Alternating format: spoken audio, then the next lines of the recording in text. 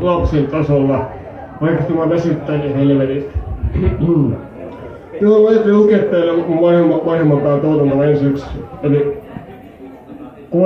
kuoriaisvihoista, joita nousemaan maan valoon, minkä tosiaan 16 kuoriaiskirjat vuonna 2019.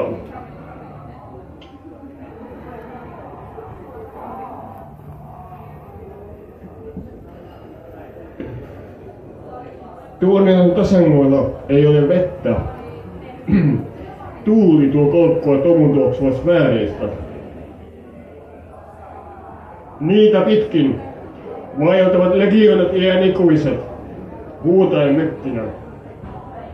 Minä kirjoitan heille todeksi näissä hylätyissä tehdastaleissa.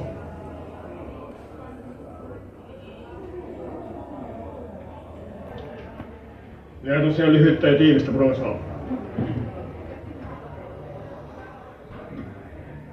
Helvetilliset eväät sain mukaan käärmeen nahkaisessa laukussa isältäni pirun luomalta.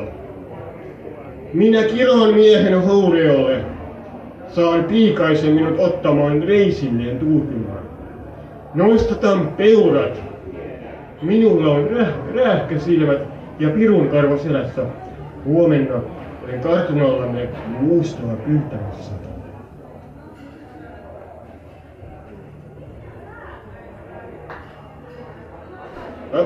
Ei taputeta vielä. Sori. No sekoon näköinen konsepteihin, niin on varmaan illan viimeinen kerta. Järvellä soutaa taas näkymätön vene. Viski iskee minulle lasista silmään. Suu kietoo paksut myrkkykädehänsä koihuihin. Lähenee. Haulikossa on öljyinen maku.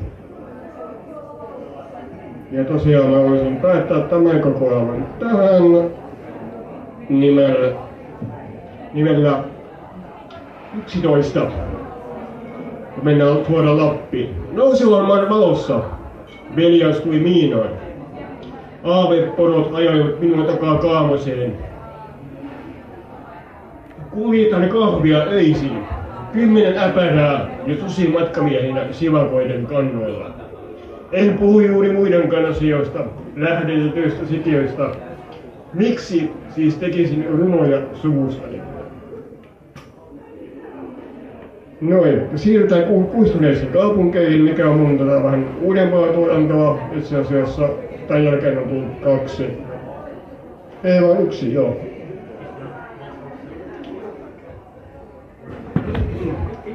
Tosiaan.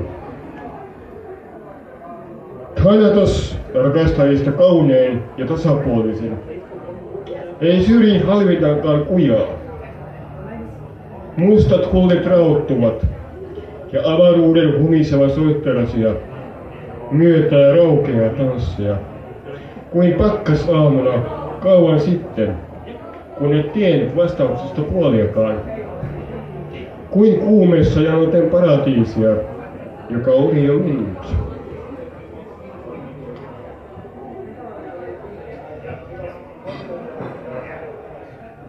Ja nämä postilaput ei olekaan kovin hyvä idea.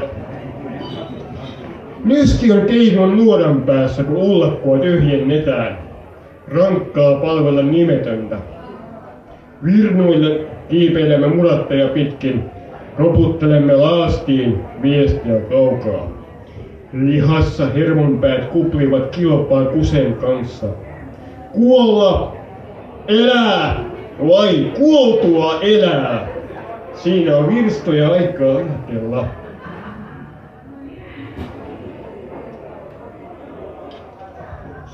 Sitten mennään varmaan käsitellään tää kirja tämmöisellä runolla kuin 60. Nämä vuodet ovat syöneet kylän miehet ontoiksi. Liian monta pirtumoukkua plankattuna sydänvereen. Sapealla, jos on kastettu, ei voi papit odottaa enkelin luontoa. Puujumalille uhrillat hyvät puuttuvat viinan keitosta. No niin, tää oli tässä. Kiitoksia teille ja hyvää iltaa.